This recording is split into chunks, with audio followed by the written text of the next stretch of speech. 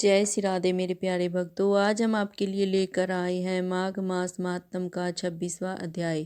तो आइए शुरू करें 26वां अध्याय। पथिक कहने लगा कि हे प्रेत, तुमने सारस के वचन किस प्रकार और क्या सुने थे, सो कृपा करके कहिए। प्रेत कहने लगा कि इस वन में कुहरा नाम की नदी पर्वत से निकलती है। मैं घूमता घूमता उस नदी के किनारे पहुंचा और थकावट दूर करने के लिए वहां पर ठहर गया। उसी समय लाल मुख और तीखे दांतों वाला एक बड़ा बंदर वृक्ष से उतर कर जल्दी से वहां पर आया जहां पर वह सारस सोया हुआ था। उस चंचल बंदर ने कई एक पक्षियों को देखकर उस सोए हुए सारस को दृढ़ता से पैरों से पकड़ लिया और सब पक्षी उड़कर वहां से चले गए, परंतु सारसी भयभीत होकर विलाप करती हुई वहां ही रुक गई। नींद के दूर होने तथा भय से नेत्र खोलकर सारस ने बंदर को देखा और मधुर वाणी से कहने लगा कि हे बंदर, तुम बिना अपराध मुझको क्यों दुख देते हो।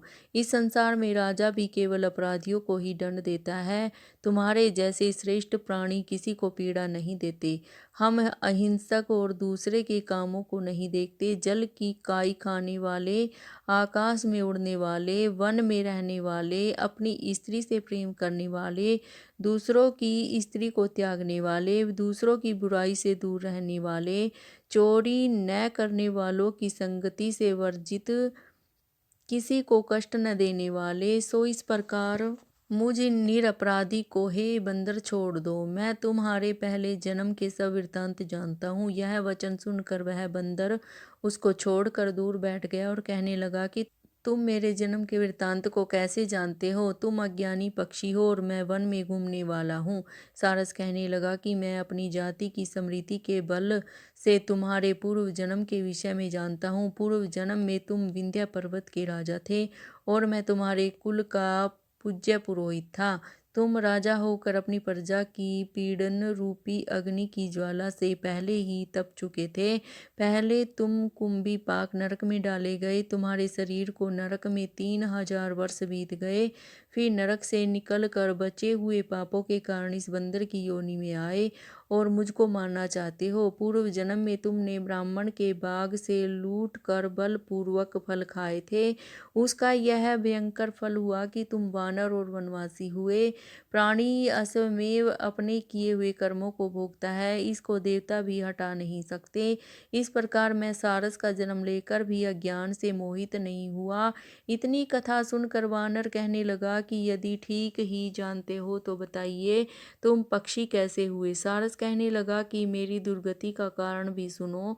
तुमने नर्मदा नदी के किनारे पर सूर्य ग्रहण के समय बहुत से ब्राह्मणों के निमित्त 100 ढेर अन्न के दान किए थे। मैंने पुरोहिताई के मद से थोड़ा सा ब्राह्मणों को दिया और बाकी सब मैं आप ही ले गया। इन ब्राह्मणों के द्रव्य का अपहरण करने के पाप से मैं पहले काकल सूत्र नरक में कीड़े, फिर कुर्दम नरक में जहाँ पर बड़े बड़े कीड़े थे और रक्त तथा पीप से भरा हुआ नाभि तक, नीचे सिर और ऊपर पैर किए हुए पीप चाटता हुआ उस दुर्गंध वाले नरक में जाकर कीड़ों आदि से काटा जाकर 3000 वर्ष तक यातना को भोगता रहा। मैं नरक के दुख का वर्णन नहीं कर सकता। फिर नरक की यातना से मुक्त होकर यह सारस जन्म पाया, क्योंकि पूर्व जन्म में अपनी बहन के घर से कांसे का बर्तन चुराया था।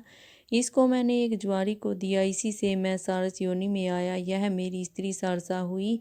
यह सब मैंने तुमसे कर्म फल कहा। अब भविष्य की बात भी सुनो। अब मैं, तुम और यह मेरी स्त्री भी हंस होंगे और काम रूप देश में सुख से निवास करेंगे। फिर इसके पश्चात गो योनि में और फिर जाकर दुर्लभ मनुष्य योनि को प्राप्त होंगे। इससे मनुष्य पाप और पुण्य दोनों ही कर सकते हैं। इस प्रकार शिव की माया से यह सारा मोह को प्राप्त होता है। न केवल हम ही परंतु इस संसार के सभी जीव प्रवृत्ति मार्ग में फंसकर अच्छे और बुरे कर्म करते हैं और उनका फल भोगते हैं। इसीलिए सब प्राणियों को धर्म का सेवन करना चाहिए। देवता, असुर, मनुष्य, व्याघ्र, कीड़े मकोड़े आदि से यह कंटक रूपी मार्ग नहीं छूटता। केवल वेदांत जानने वाले योगी ही इस मार्ग से बच सकते हैं। इसी कारण बड़े बड़े महात्मा भी कर्म फल को टाल नहीं सकते उपाय से तथा बुद्धि से कोई भी इसको नहीं बदल सकता। तुम पहले राजा थे, फिर नरक में गए, अब बंदर की योनि में वन वन में फिरते हो और फिर भी ऐसा ही जन्म पाओगे। ऐसा विचार कर आनंद पूर्वक और धैर्य धर कर विचरते हुए काल की प्रतीक्षा करो। तब वानर ने कहा कि पहले जन्म में मैं तुम्हारी पूजा करता था, अब तुम मुझको प्रणाम करते हो।